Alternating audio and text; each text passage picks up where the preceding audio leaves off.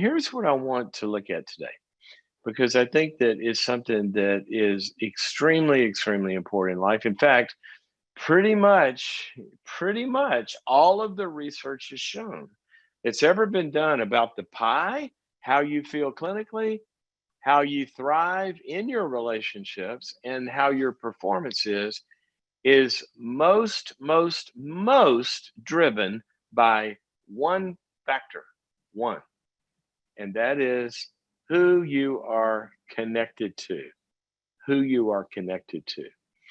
Now, we think about that in a big way. I wrote a book called The Power of the Other, meaning the other person and the power they have in our lives. Now, that's a neutral statement, right? Power is power.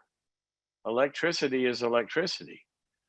But there's good electricity and bad electricity, or said another way, power that's used for good purposes and power that's used, can start fires and do us in, electrocute us. And so it's not a question whether or not people have power in our lives. It's a question of what kind of power are they going to have. And there is no such thing as a human being that exists or thrives well outside of being connected. Things only go downhill when we're cut off relationally. So that's where it starts. But here's what a lot of people do.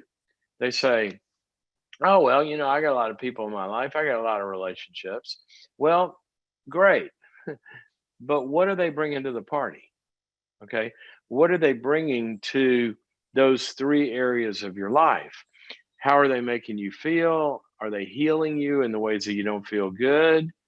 Okay. Are they helping you thrive? Second piece, in the quality of those relationships, are they positive? Are they going to deeper and deeper levels of safety and trust and intimacy and delivery of what you're trusting them to be able to do? And are they helping you in the performance area reach your goals? So this is really, really important to think about. But we can't just think about it in the big sense. Oh, yeah, I have relationships. We have to be thinking about what kinds of relationships they are. And here's the big point today. I want you to think about where they fit in the strategic orientation of your life. Okay. If you noticed, what I was doing there was I was drawing like on a big target. There's a bullseye that's a small circle. There's another circle around that. There's another circle around that. And there's another circle around that. Okay. Here is what the most successful, the most fruitful, the ones that thrive the most do in their lives. Now, some of them, this just kind of falls out this way, and maybe they weren't doing it consciously. They were what we call unconscious competence, but they were doing it. But here's what most really high performers do intentionally is they design those circles on purpose, and then they resource those circles, okay, with all the resources that are needed. That may be time and energy or money, pouring resources appropriately into the right circle and getting the right players in the right circles. Okay, so let's talk about this. You have got a lot of people in your life.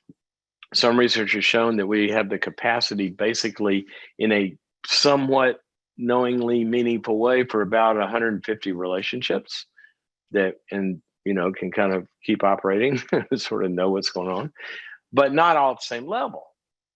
Okay. So what we've got to do is there's a big world of all the people that then there's probably all the people in your business community, your industry, all the people maybe in your town or community, all the people in what would kind of be called your social kind of like structure. Maybe this is people a little better than just to say hi or whatever. Then there's another circle, like the people it might be the ones that you actually are engaged in doing things with, and people in your PTA and the people in your church committees and and then from there there's a kind of like that circle of friends that's a little larger than the inner circle. Maybe they're the ones that are on your Christmas card list or come to your birthday parties. And then there's kind of like that smaller group of a dozen or so. And then there's like maybe five or six in there. And then there's maybe three. And then there's kind of like that BFF, right? All right. So that's kind of what a full life looks like. Now, here's what's important. Is each circle getting the appropriate resources, and is each circle getting the appropriate recruiting? In other words, how does somebody get in the inner circle where they get the best of your time and the best of your energy and the best of your resources? How'd they get there? And do they qualify? Now, I don't mean to sound weird here, but I mean, let's say that you're an addict. Let's take the extreme example. Let's say you're a drug addict, you're trying to get sober. Okay, who was in your closest ring? Well, you got your dealer, you got your pusher, you got the people you get high with. Those are, and you get the most time and money and resources to them. Well, you're going to get sober. They got to get out of that inner circle. And you got to replace that inner circle with different people that qualify to be in the inner circle. You got your sponsor, you got your counselor, you got your sober friends. Now you're working out to the sober environments you hang out, et cetera, et cetera. And so as we think about this, think about dating, for example. You know, we're big dating proponents here on the show, right? Well, I said, go out with a lot of people, but narrow it down to where who gets in the inner circle? Well, they got to qualify in some ways, or even your closest friends.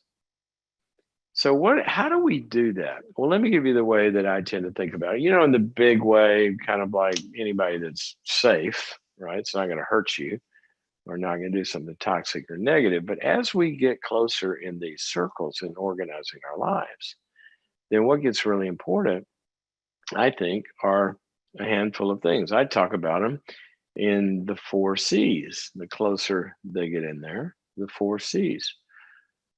Character, that they've got to have the character to be trustworthy and, care and compassionate at the appropriate levels. And, you need more and more as you go closer, but their character's got to be qualified. Their competencies have got to be qualified for what we're letting them in for. There are some people, the inner circle of sobriety, they got great character, but they don't know anything about addictions. They can't be your sponsor or other friends or other therapists or whatever. But can they deliver what we're bringing them in for to deliver? Competency. The third one is chemistry. And chemistry is important for relationships to go well. There's got to be that liking that we love being with each other. We love investing and spending time with each other. And the fourth one is culture. Not that you're from the same cultures, but that you are comfortable with and can enter in and go in and out of each other's. And I think the closer we get to that inner circle, let's look at who we're dealing with. Now, I always talk about one of my favorite Bible verses is one of my favorite books or chapters is in the Psalms. And David, we wrote a book, John Townsend and I wrote a book called Safe People. And Safe People talks about the different qualities that safe people have and unsafe people have. Well, one of my favorite places in the Bible where it talks about this is in Psalm 101. And David says he's going to be very careful about his circles.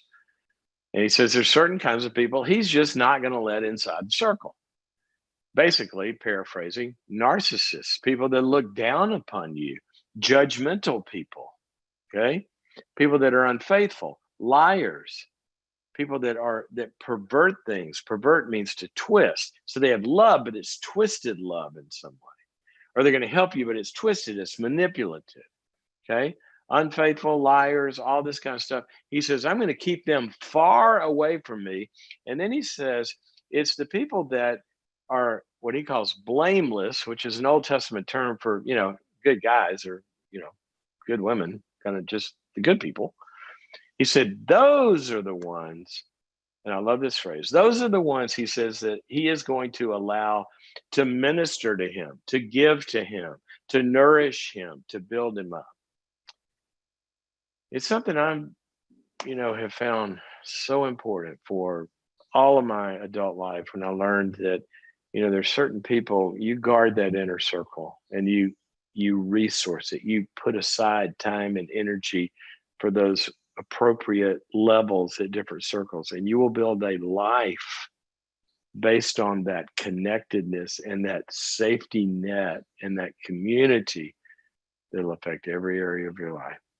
So, just something to think about, where you put your coaches, where you put your friends. There's a lot of people in the inner circle. Make some people in my inner circle, they don't teach me anything about life. They just make me laugh, but they love me. Some people don't make me laugh, but they nurture me or they give me wisdom. So it's different things we need, but just be careful who's in there. Okay.